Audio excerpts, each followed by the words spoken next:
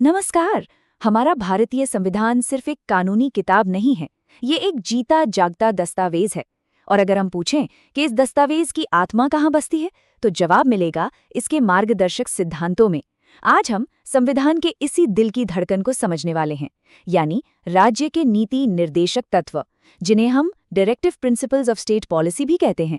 ये वो सिद्धांत हैं जो हमारे देश को एक रास्ता दिखाते हैं, एक सपना दिखाते हैं कि भारत को एक राष्ट्र के रूप में असल में कैसा होना चाहिए।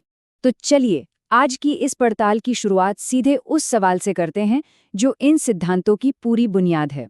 सवाल यह है कि भारतीय संविधान में उपबंधित राज्य के नीति निर्देशक तत्व किन उद्देश्यों की पूर्ति करते हैं, या इंग्लिश में कहें तो what purposes do the directive principles of state policy as provided in the Indian constitution सर्व।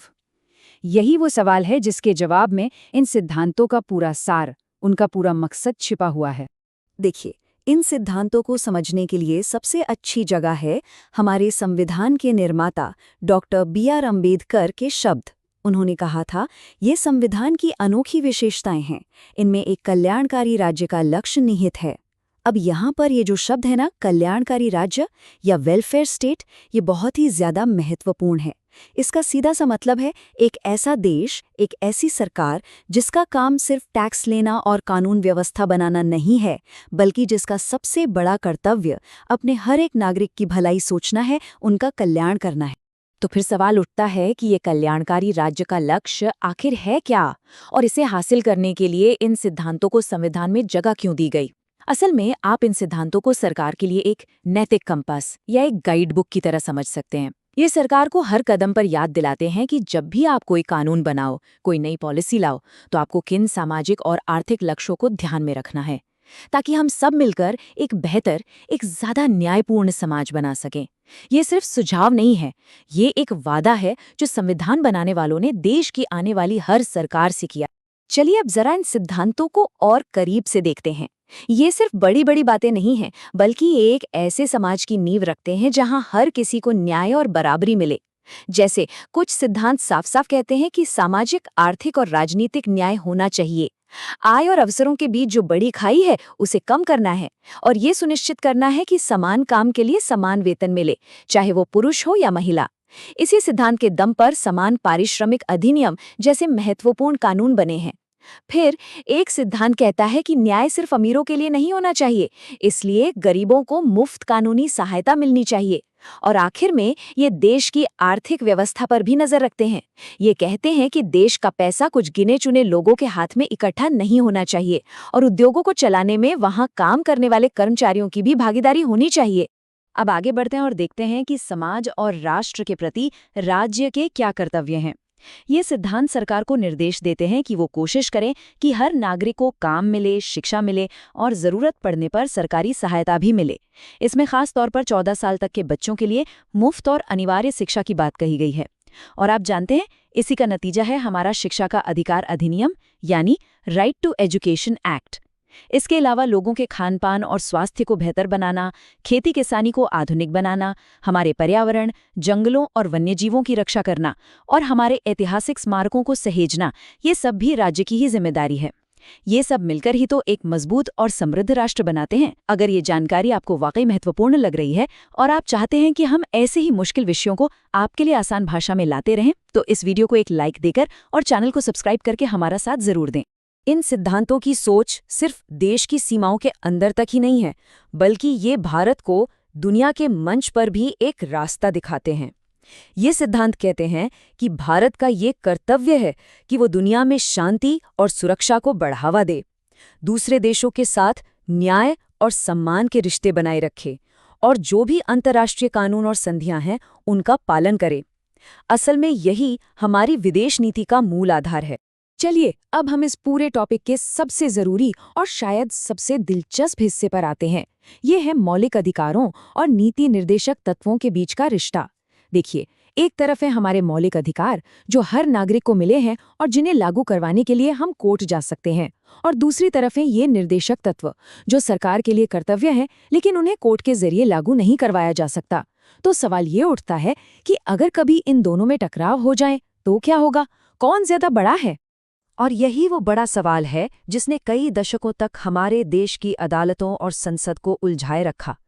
क्या सरकार समाज की भलाई के लिए बनाए गए निर्देशक तत्वों को लागू करने के लिए किसी एक व्यक्ति के मौलिक अधिकारों को छीन सकती है? क्या निर्देशक तत्व मौलिक अधिकारों से ज्यादा महत्वपूर्ण है?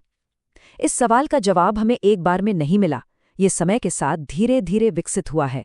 इस पूरे सफर को समझने के लिए हमें इस टाइमलाइन को देखना होगा। शुरुआत में 25वें संशोधन के जरिए सरकार ने कहा कि कुछ खास निर्देशक तत्व जो आर्थिक न्याय से जुड़े हैं, उनको लागू करने के लिए मौलिक अधिकारों को थोड़ा पीछे रखा जा सकता है। लेकिन फिर आया 42वां संशोधन, जिसने तो पूरी बाजी ही पलट दी।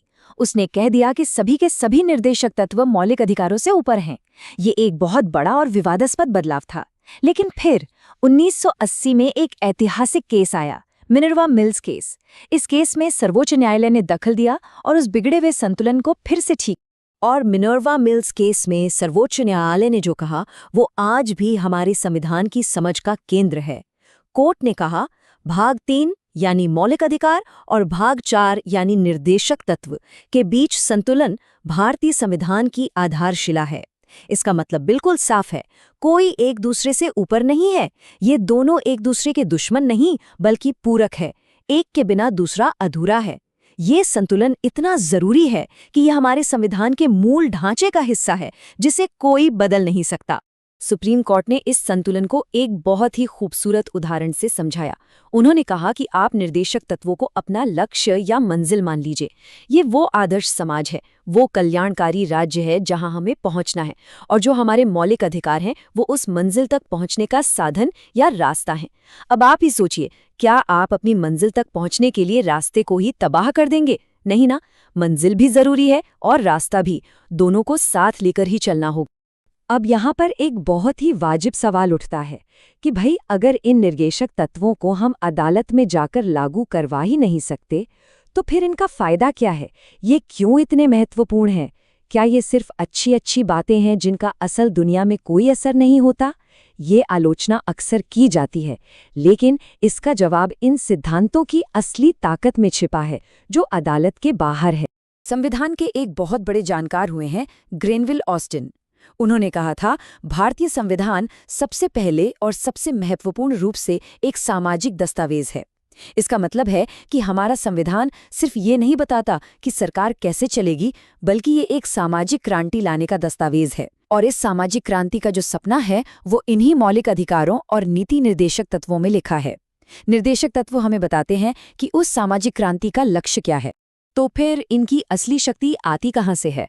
इनकी असली शक्ति किसी जज के फैसले से नहीं, बल्कि हम और आप यानी जनमत की शक्ति से आती है।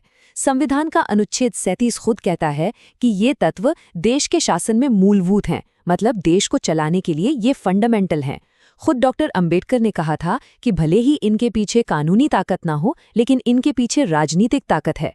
कोई भी सरकार जो चुनाव जीतकर सत्ता में बने रहना चाहती है, वो इन सिद्धांतों को नजरअंदाज करने की हिम्मत नहीं कर सकती। क्यों? क्योंकि हर 5 साल बाद चुनाव के समय उसे अपने कामों के लिए जनता को जवाब देना पड़ता है। जैसे जैसे हम अपने निष्कर्ष की ओर बढ़ रहे हैं, अगर ये चर्चा आपके ज्ञान को बढ़ा रही है, तो कृपया हमारे चैनल को सब्सक्राइब करके हमें अपना समर्थन दें। आपका एक क्लिक हमें ऐसी और भी जानकारीपूर्ण सामग्री बनाने के लिए बहुत प्रोत्साहित करता है। तो अंत में हम ये कह सकते हैं कि राज्य के नीति निर्देशक तत्व वाकई में भारतीय संविधान की आत्मा हैं। ये एक लाइट हाउस की तरह है जो देश की सरकारों को हमेशा सही रास्ता दिखाते रहते हैं। उन्हें याद दिलाते हैं कि उनका असली लक्ष्य एक ऐसे भारत का निर्माण करना है जो न्यायपूर्ण हो, जिसमें सब बराबर हों और जो एक कल्याणकारी राष्ट्र हो। भले ही ये कानूनी तौर पर बाध्यकारी न हो, लेकिन देश को चलाने के लिए और सामाजिक न्याय के प्रति हमारी प्रतिबद्धता के लिए ये नैतिक रूप से अनिवार्य हैं। ये सिर्फ सिद्धांत नहीं है, ये एक बेहतर भारत का वादा है।